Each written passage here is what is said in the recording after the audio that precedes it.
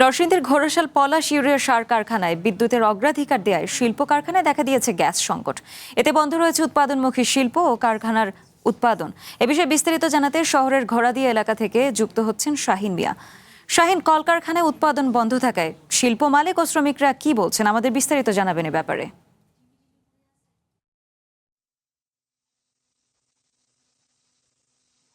হ্যাঁ মিতু, আসলে শিল্প মালিকরা কিন্তু চরম দুর্ভোগে পড়েছে। সেই সাথে দুর্ভোগ পোহাচ্ছে এই কলকারখানার সাথে সংশ্লিষ্ট শ্রমিকরা। তারা কিন্তু তাদের যে দিনের যে কর্মঘণ্টা সেটা কিন্তু হারিয়েছে। ইতিমধ্যে আমি যেই আবেদ টেক্সটাইল মিলে দাঁড়িয়ে আছি, এই মিলটি আজকে সকাল থেকে কিন্তু বন্ধ রয়েছে।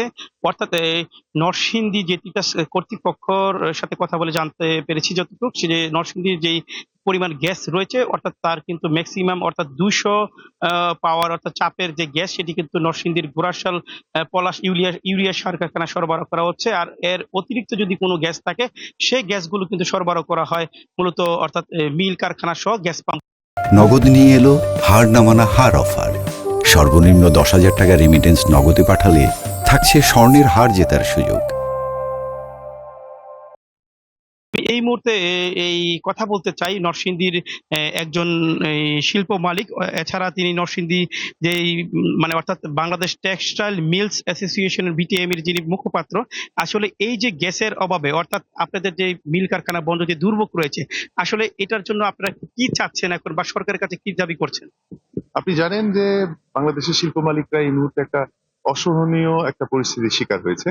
বিশেষ করে এই জ্বালানি সংকট এখন শিল্পে টিকে থাকাটাই হচ্ছে সবচেয়ে বড় একটা বিষয় হয়ে দাঁড়িয়েছে, যে আমরা এই টিকে থাকবো কিনা।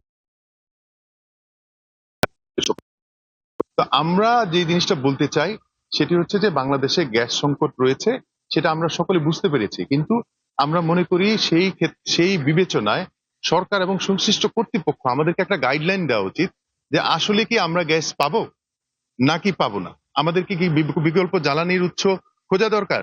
আর যদি পাই তাহলে কি করে পাবো, আর যদি না পাই তাহলে সেটা কতদিনের জন্য পাবো না। এইভাবে ভানুমতির খেলা যদি চলে তাহলে আনবিয়ারেবল একটা সিচুয়েশন হয়ে যাবে। এখন আমরা শ্রমিকদেরকে কি আমাদের এখানে রাখবো, না ছুটি দিয়ে দিব, না লে অফ ঘোষণা করব, সেই ধরনের একটা সিদ্ধান্ত সরকারের পক্ষ থেকে আসা দরকার বলে আমরা মনে করি। সার কারখানার গ্যাস নিয়ে আপনারা কি বলতে চান? আমরা বিভিন্ন ইউনিটে শুনতে পেরেছি যে সরকার সার কারখানাকে প্রায়োরিটি দিচ্ছে, বিদ্যুৎকে প্রায়োরিটি দিচ্ছে। That is very good, welcome করি আমরা এই বিষয়টাকে, যে আমাদের সার কারখানাকে প্রায়োরিটি দেওয়া উচিত, বিদ্যুৎকে প্রায়োরিটি দেওয়া উচিত। But it should be under a special jurisdiction, যে আমরা কি করব এবং সার কারখানা কি করবে সেই বিষয়টা আমি মনে করি এটা সুষম বন্টনের ভিত্তিতে হলে। ধন্যবাদ। আসলে আপনি শুনছিলেন মিতু, যে আসলে এই যে মিল কারখানা অর্থাৎ আজকে নরসিংদীর শতভাগ মিল কারখানা কিন্তু জন্য উৎপাদন রেখেছে, অর্থাৎ শ্রমিকরাও তাদেরকে হারিয়েছে। এভাবে চলতে থাকলে।